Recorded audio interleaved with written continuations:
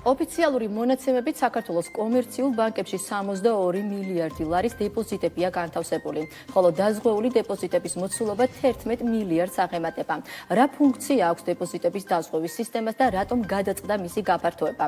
დეტალებს ჩვენ სტუმართან დეპოზიტების დაზღვევის სააგენტოს ხელმძღვანელთან ლევან თოდუასთან გავარკვევთ. მოგესალმებით ბატონო ლევან, მადლობა სტუდიაში მოგზაურობისთვის. მადლობა თქვენ მოწვევისთვის, მოგესალმებით, მივესალმებით თქვენს მაყურებელს.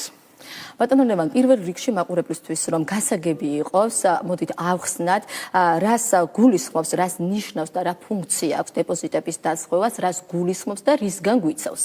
კი ბატონო, კარგია. ეს ყველა გადაცემაში ვცდილობთ, რომ ავხსნათ ზოგადად რას წარმოადგენს ეს სისტემა, რადგანაც მოსახლეობის ცნობიერების ამაღლება ერთ-ერთი ჩვენი, ასე ვთქვათ, პრიორიტეტული მიმართულებაა და ამ სისტემის ეფექტიანი ფუნქციონირება და მეტწილად დაკავშირებული იმაზე, რამდენად იქნება ცნობიერება საზოგადოებაში. კი ბატონო, ჩვენი ძირითადი ფუნქცია, რა თქმა უნდა, დეპოზიტების დაცვა, ანუ ბანკში არსებული შენატანების დაცვა. სხვა ფუნქციებიც, რა თქმა უნდა, კრიზისების პრევენცია, თქვათ, საბანკო სისტემის მიმართობის ამაღლება და ასე შემდეგ, მაგრამ ძირითადი ფუნქცია ჩვენი მაინც არის ესე ფიზიკური და იურიდიული პირების შენატანების ბანკში შენატანების დაცვა. რას გულისხმობს ახლა ეს? თუ თქვათ ბანკს შეექმნა რაღაც გარკვეული პრობლემა, არ აქვს მნიშვნელობა რატომ მოხდა მისი ლიკვიდაცია, იქ არსებული თანხები ფიზიკური და იურიდიული პირების მიერ შენატანები, ასე ვთქვათ, არის დაცული და ჩვენს მიერ გარანტირებულად ანაზღაურდება ზღვის, ესე იგი, ფარგლებში, დადგენილი ზღვის ფარგლებში. დღეისათვის ეს არის 30,000 ლარი, ხოლო 2026 წლის 1 აპრილიდან ეს იქნება 50,000 ლარი. ხა, როდესაც ჩვენ დეპოზიტების დაზღვევას ვახსენებთ, დეპოზიტებს არ ნიშნავს მაინდა-მაინც რამე კონკრეტულ პროდუქტს ვაზღვევთ, არა, ნებისმიერი დადებითი ბალანსი, ნებისმიერი სახის ანგარიშზე არის დაზღვეული. ეს იქნება საპენსიო ანგარიში, მიმდინარე ანგარიში, სახელფასო ანგარიში, ვადიანი დეპოზიტი თუ სხვა ნებისმიერი აი ესეთი თანხა ფიზიკურ და იურიდიულ პირების შემთხვევაში, ვიმეორებ ამას ორივე შემთხვევაში არის დაზღვეული ჩვენს მიერ. და კიდევ ერთხელ ვიმეორებ, ესე იგი, თუ თქვათ ბანკს შეემთხვევა რაიმე მიზეზით მოხდება მისი ლიკვიდაცია, ჩვენ ყისიერად 20 დღე გვაქვს კანონით დადგენილი 20 დღის განმავლობაში მოვახდენთ ზღვის ფარგლებში ამ თანხების ანაზღაურებას.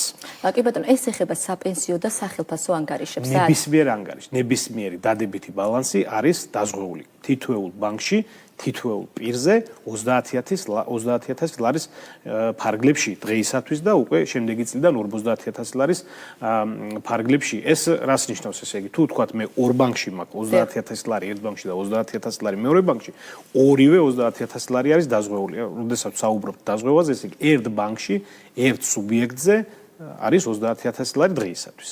კი ბატონო, თქვენ აღნიშნეთ და ჩვენთვისაც ცნობილი არის, რომ 30 მინიმალური ზღვარი დეპოზიტების დაზღვევის 30,000-დან მომავალი წლიდან 50,000-მდე იზრდება. რატომ გადაწყდა ეს? რა საჭიროება გახდა? ზოგადად, რაც უფრო მეტი იქნება თანხები დაზღვეული, მით უფრო წარმატებული იქნება ჩვენი სისტემა, ნდობა მით უფრო მაღალი იქნება და რაც უფრო მეტ თანხას დავიცავთ, ასე ვთქვათ, ჩვენი მოქალაქეებისთვის და ბიზნესისთვისაც უფრო მნიშვნელოვანი იქნება, ხო?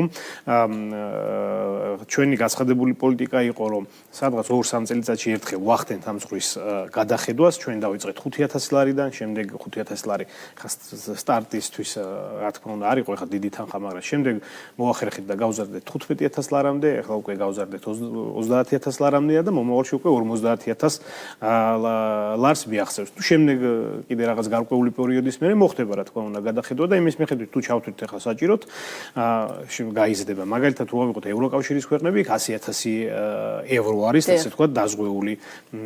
ჩვენ რეგიონის ქვეყნებს თუ შევხედავთ, ჩვენთან ყველაზე დაბალი არის ეს 30,000 ლარი, სომხეთზეც, აზერბაიჯანზეც, თურქეთზეც სადღაც 70-დან 80,000 ლარამდე არის მათი ვალუტა, რომ გადავიყვანოთ ესე იგი ლარებში, სადღაც ამ დიაპაზონში არის და ეს 50,000 ლარზე როცა მოხდება გაზდა, მეტწილად ერთნაირი იქნება, ასე ვთქვათ, ჩვენ რეგიონში წამოეწევით, ასე ვთქვათ. ეს ნიშნავს, რომ პროექტი წარმატებული არის, რადგან ესეთი ხშირი არის ზრდა.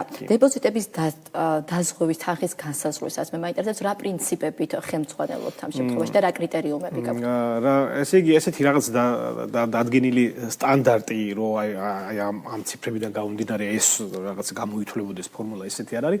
ხელმძღვანელობთ რამოდენიმე ასე ვთქვათ, პარამეტრით, ეს არის თვითონ დეპოზიტების მოცულობა, რამდენი არის დეპოზიტები, იქ დაზღვეული დეპოზიტები რამდენ პროცენტს შეადგენს, სრულად დაზღვეული დეპოზიტები რამდენი არის, ხო არ იკლებს თქვათ, თუ იკლებს აუცილებლად სწორი ნაბიჯია რომ ჩვენ გავზარდოთ რომ სრულად დაზღვეულ დეპოზიტებს რას გულისხმობ, ანუ ყველა დეპოზიტი დაზღვეული არის, მაგრამ სრულად დაზღვეული არის, ესე იგი 30000 დღეის მონაცემებს თუ ვაღებთ 30000 ლარი და მის ქვემოთ არსებული დეპოზიტები რამდენი პროცენტი არის ზოგადად დაზღვეული, ხო?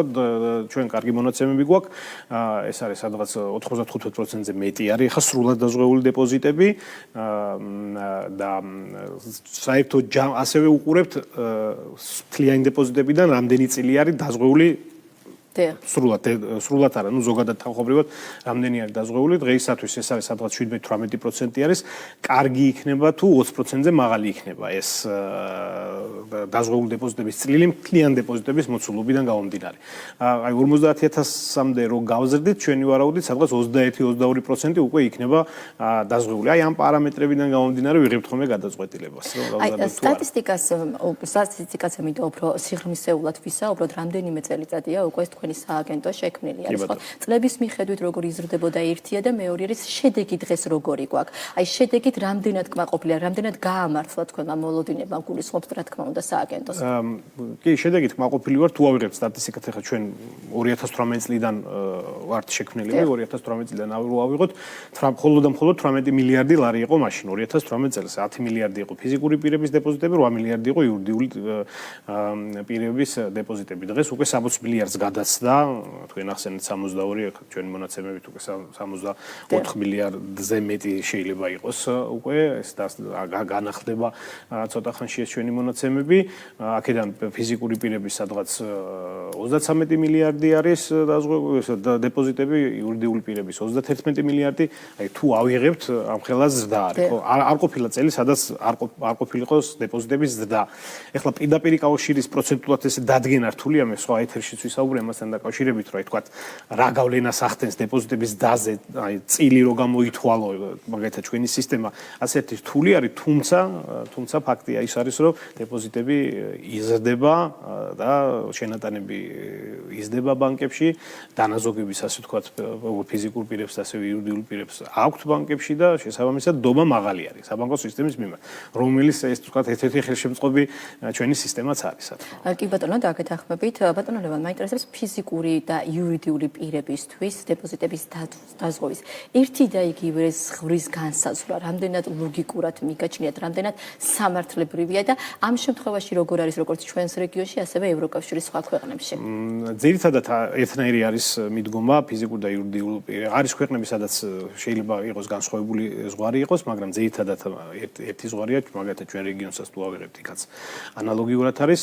ნახეთ, რო ავიღოთ ახლა სრულად დაზღვეული დეპოზიტები იურიდიულ პირებთან მიმართებაში, იქაც ძალიან მაღალი პროცენტი არის სრულად დაზღვეული დეპოზიტების, სადღაც 90% არ არის, 85%-ზე მეტია. რაც ასევე სრულად დაზღვეული დეპოზიტების კუთხით იურიდიული პირების ჭრილშიც არ არის დაბალი პროცენტი, შესაბამისად სამართლიანად ვთვლით ამ ეტაპზე და ერთნაირი პრინციპებით უდგებით ორივე სუბიექტს, როგორც ფიზიკურს, ასევე იურიდიულ პირებს. ჯერჯერობით არ ვაპირებთ რომ გადავხედოთ ამ საკითხს. დასასრულისკენ მივდივართ და ცხადია მინდა გკითხოთ, შეჯამების თვალსაზრისით თქვენს ფონდში აკუმულირებული თანხის რა მასშტაბის კრიზისთან გამკლავება არის შესაძლებელი, ხო, ეს ყველაზე მეტად ეს აინტერესებს დაზღვეულსაც, ხო, როდესაც ვაზღვევთ, რისგან ვაზღვევთ, ეს საინტერესოა და თუ ასეთი კრიზისი მოხდა და ვიმედოვნებ რომ ეს არასდროს არ მოხდება, თუმცა მაინც რო გითხრათ, როგორ არის დაცული დეპოზიტები? კი, დღეისათვის ფონდში 350 მილიონ ლარზე მეტი არის ამ ფონდის ინვესტირებას ვაკეთებთ, გარდა საბანკო სექტორის მიერ შემოტანილი სავალდებულო შენატანებისა, ჩვენ ასევე ფასიან ხაღლებს ვყიდულობთ, სახელმწიფო ფასიან ხაღლებს და აქედანაც ხდება თქვათ ამ თანხების გენერირება და რაც უფრო აძლიერებს ფონდს. კარგია რომ აღნიშნეთ რომ არაფერი მინდა დავამშვიდო ჩვენი მოქალაქეები და საზოგადოება რომ საბანკო სისტემა საკმაოდ მდგრადი არის, არანაირი კრიზისი მოლოდინი ჩვენ არ აგვაქვს, თუმცა როგორ დაიცავთ მაინც დეპოზიტებს? თუმცა ახლა ჩვენი ფონდი რო ავიღოთ, აი თუ ავიღებთ ბანკებს უმცირესიდან უდიდესისკენ 8 ბანკს ერთიანად გავისტუმრებდით. შემდეგ ნუ ახლა სისტემური ბანკებთან დაკავშირებით და დიდ ბანკებთან დაკავშირებით უფრო პრობლემური არის, თუმცა გვაქვს ჩვენ მექანიზმები, როგორ შეიძლება რომ რომ გავუმკლავდეთ, მაგრამ ფარად ვართ და არ გვეშინია ყოველ შემთხვევაში იმედიანათაც ვართ და სისტემაც ისეთი ეფექტურია, რომ შევძლებთ პრევენციებს და შევძლებთ კრიზისების გამკლავებას. ძალიან დიდი მადლობა სტუმრობისთვის და აგემშვიდობებით. მაყურებელს შევახსენებ, ჩვენი სტუმარი იყო დეპოზიტების დაზღვევის სააგენტოს ხელმძღვანელი ლევან თოდუა. დღევანდელი ბიზნეს პოსტი ამით დასრულებულია. ჩვენ ერთმანეთს შევხვდებით ხვალ ტრადიციულად 13 საათსა და 30 წუთზე. ნახვამდის.